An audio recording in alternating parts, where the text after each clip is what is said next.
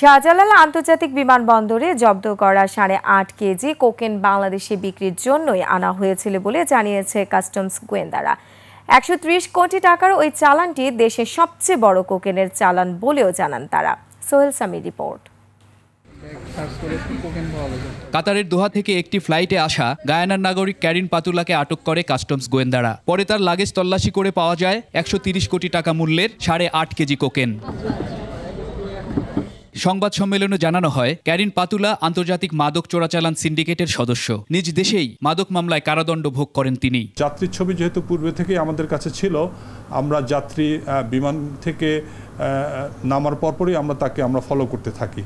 তো পরবর্তীতে আমরা যাত্রীর ব্যাগেজ, আমরা যেখানে আমাদের ব্যাগেজ বেল্ট আছে সেখান থেকে আমরা সংগ্রহ করি। যাত্রী বিষয়টি আসলে বুঝতে পেরে তার নিজেই তার ব্যাগেজটি সংগ্রহ করেননি। পরে আমরা বিমানবন্দরের বিভিন্ন সংস্থার উপস্থিতিতে আমরা সেই ব্যাগ থেকে 3টি জারের মধ্যে আমরা মোট 22 প্যাকেজ আমরা কোকেন উদ্ধার করি। এটি এ যাবৎকালে ঢাকা থেকে আটক করা মাদকের সবচেয়ে বড় চালান। এটা মিনিমাম আমরা কম করেই বলছি 130 কোটি টাকা।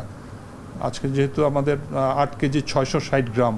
ক্যারিন পাতুলা মাদকের এই চালানটি বাংলাদেশে বিক্রির জন্য এনেছিলেন। এই বিপুল পরিমাণ মাদক যদি আমাদের বাংলাদেশে প্রবেশ করত, তাহলে যে মাদকের যে অভিশাপ বা আমাদের যে যুব সমাজ মাদকাসক্ত হচ্ছে দিন দিন, সেটা থেকে নিশ্চয়ই আমরা ভালো কিছু করতে পারি বলে আমরা বিশ্বাস করি। অধিকতর তদন্তের প্রয়োজনে বিদেশি এয়ারলাইন্সের সাথেও যোগাযোগ করা হবে বলে জানানো হয় সংবাদ সম্মেলনে। চোরাচালানি চক্রের সাথে প্রত্যক্ষভাবে জড়িত। সোহেল সামি, 21 টেলিভিশন, ঢাকা।